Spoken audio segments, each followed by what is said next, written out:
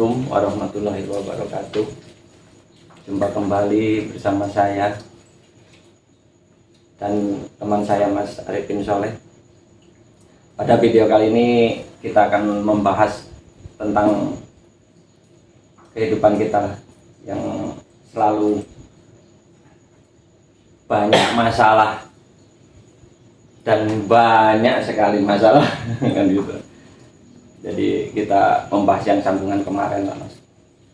Kita sharing-sharing lagi tentang apa sih penyebab kita dalam kehidupan sehari-hari itu selalu merasa bingung, cemas kan gitu Mas, dengan masalah keluarga, masalah apa aja. Tapi spesifiknya kita kemarin kan sudah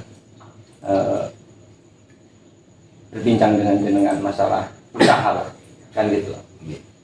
Jadi dalam usaha ini kita kan selalu ada gagal, ada berhasil.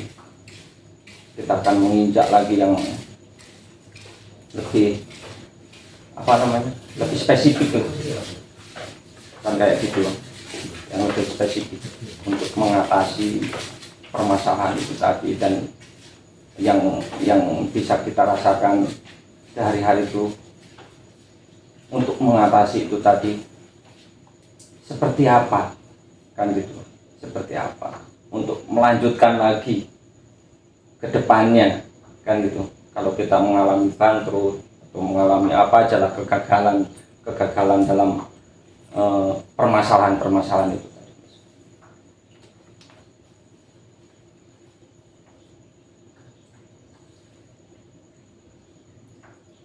Kalau kita mau belajar menyadari Mas, sebenarnya sukses atau gagal, bangkrut ataukah mengalami kejayaan, sebelum kita dilahirkan itu kan sudah terjadi sebenarnya.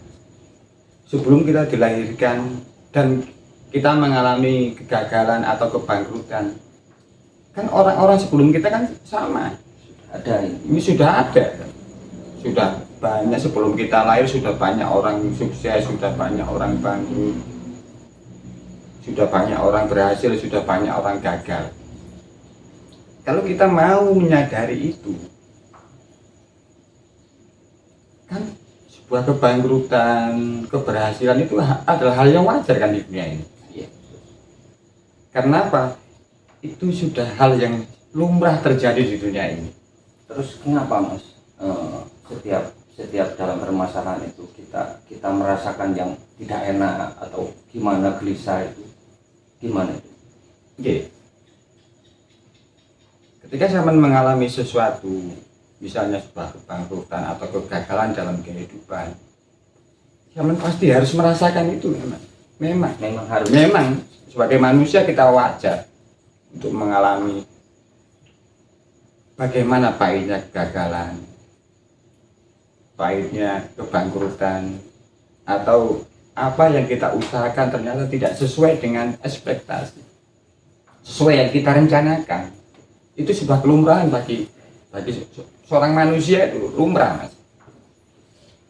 Jadi nggak ada yang istimewa, kan itu bukan hal baru, sudah hal biasa lah ini hal baru. Cuman poinnya di sini bagaimana cara kita bersikap. Terus larut dalam kegagalan, larut dalam keputusasaan, ataukah itu sebuah tonggak untuk kita bangkit lagi. Jadi dalam kisah ini kan seperti saya kan bisa ngambil contoh lah. Ngambil contoh itu kan banyak contoh-contoh aslinya kan. Ya, tapi kan kita kan nggak tahu lah. Kemungkinan Mas tahu, bisakah dikasih contoh yang lebih untuk bisa saya mengerti lah. Kan banyak lah pengusaha yang akhirnya gagal, sukses, kan kayak gitu Mas. Banyak sekali Mas. Kalau Terus kita ngomongin kegagalan, kebangkrutan, banyak sekali contohnya. Cuman mungkin ada inspirasi hikmah dari presiden pertama kita atau sang proklamator Presiden Soekarno. Di saat kita 350 tahun, mohon maaf kalau ada kekeliruan, 350 tahun kita dijajah Belanda.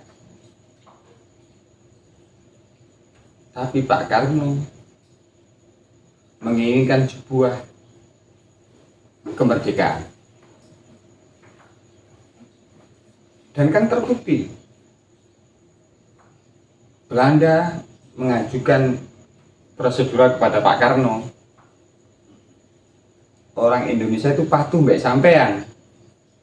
Jadi sampean tak gemai posisi tertentu asalkan mengikuti aturan Belanda. Tapi apa yang dipilih Pak Karno? Merdeka. Akhirnya apa? Ya dibui, diasingkan. Tapi apa inspirasi dari cerita yang saya ceritakan Pak Karno kepada sampean? Karena Pak Karno telah terilhami perjuangan Pangeran Diponegoro. Ketika kenapa gagal? Kenapa gagal menghadapi Belanda? Tengku Imam Bonjol, Cut Nyadin, ya, Kapiten Patimura, dan banyak sekali pahlawan-pahlawan nasional kita yang berjuang sebelum merdeka. Jadi dalam perbincangan ini kan inspirasi itu dari tokoh-tokoh kita yang sudah sukses lah itunya kan, kayak gitu Mas. Jadi kita juga setiap hal dalam kehidupan sehari-hari kita harus mengambil inspirasi dari situ juga Mas. Poinnya di sini Mas, bahwa perjuangan itu membutuhkan pengorbanan. Apapun yang saya perjuangkan, saya membutuhkan pengorbanan. Mau nggak saya berkorban untuk tujuan saya tadi? Seperti Pak Karno, rela dibui tapi tetap merdeka. Hingga akhirnya sekutu kalah perang, Jepang masuk ke Indonesia. Sama Pak Karno, dari pengasingan diambil, dikasih lagi. Orang Indonesia itu patuh mbak sampean.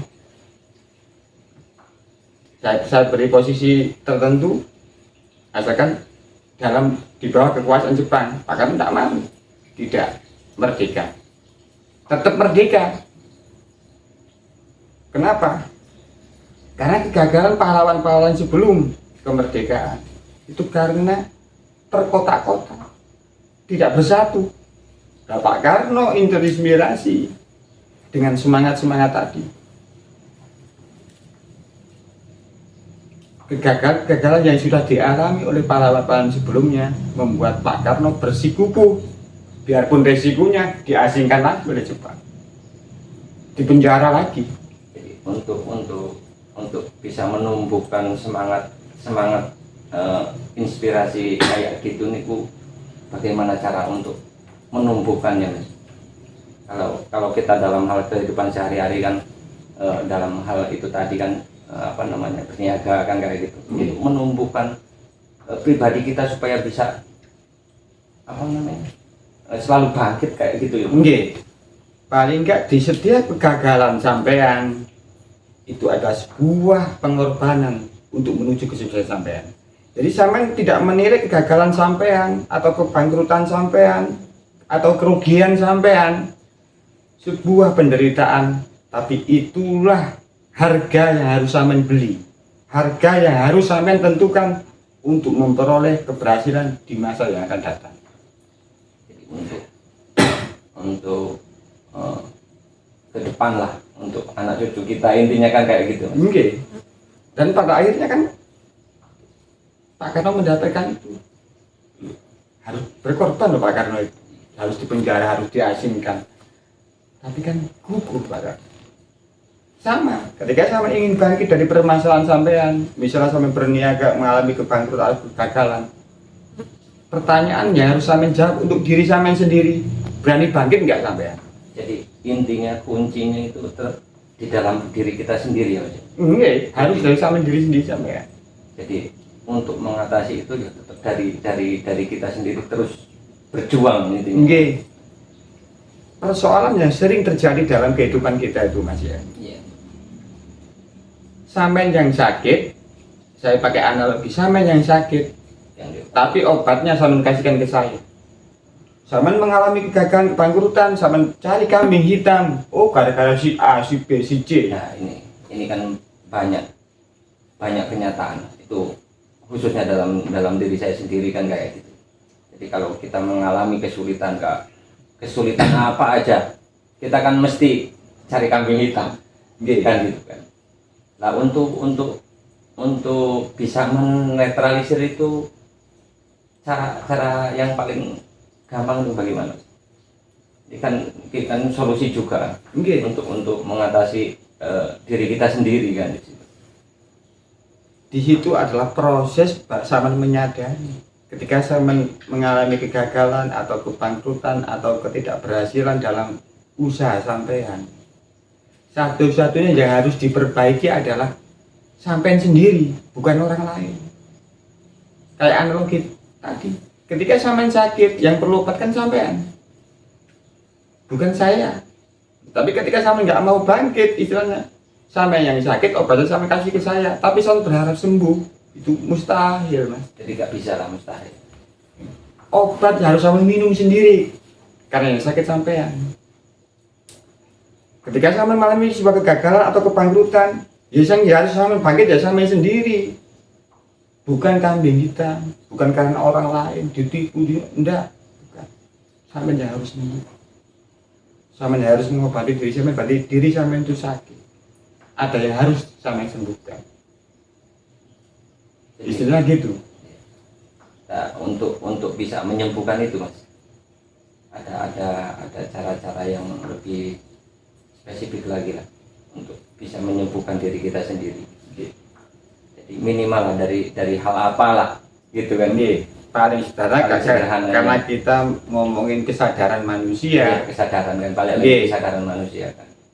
Mulai sekarang yang salah adalah sampean sendiri, bukan orang lain. Minimal sampean mempunyai kesadaran ini. Di dalam kegagalan saya, bukanlah orang lain yang salah, tapi saya yang salah. Minimal sampean harus dimulai dari ini dulu. Bukan memperbaiki orang lain, tapi saya harus memperbaiki diri saya sendiri. Minimal langkah ini. Jadi ini langkah-langkah yang paling jitu. Ketika sampean sudah menyadari bahwa yang salah itu saya, yang perlu diobati itu saya, yang sakit itu saya, sampean fokus pada diri sampean sendiri. Sesuai dengan kesadaran yang kita bahas. Jadi dari situ kita bisa mendapatkan keteguhan tadi ya Mas. Kalau bahasa tadi dicuplik dari inspirasi Pak Karno, merdeka tetap merdeka. Bangkit tetap bangkit kita, gitu kan. Karena keberhasilan atau kegagalan sampean tentukan sendiri. Setiap keberhasilan membutuhkan pengorbanan Mas. Kegagalan sampean itu adalah bukti pengorbanan sampean. Dari kegagalan sampean ada dua hikmah yang bisa sampean ambil. Satu, hanya penderitaan gagal. Dua, ilmu dari kegagalan tadi. Ketika sampean hanya mengambil hanya penderitaan karena gagal, ya sudah, hancur sampean. Tapi ketika sampean mendapatkan ilmu dari kegagalan sampean, itu adalah langkah tangga untuk sukses kembali. Jadi oke lah. Kemungkinan sekian yang bisa saya tangkap dari sampean, dari cerita-cerita ini tadi, sharing ini tadi. Jadi setiap kita mengalami kegagalan, kita harus teguh kan itu, perbaiki diri sendiri dulu, berjuang terus, kan intinya kayak gitu. Nomor satu, perbaiki sendiri dan hilangkan yang namanya kambing hitam. Kalau ada kambing hitam, satu-satunya adalah diri kita sendiri. Jadi itulah poin-poinnya untuk dalam pembahasan kali ini. Jadi kalau kita mengalami kegagalan, kita harus tetap teguh, dan nomor satu, perbaikilah diri kita sendiri dulu. Sekian, assalamualaikum warahmatullahi wabarakatuh.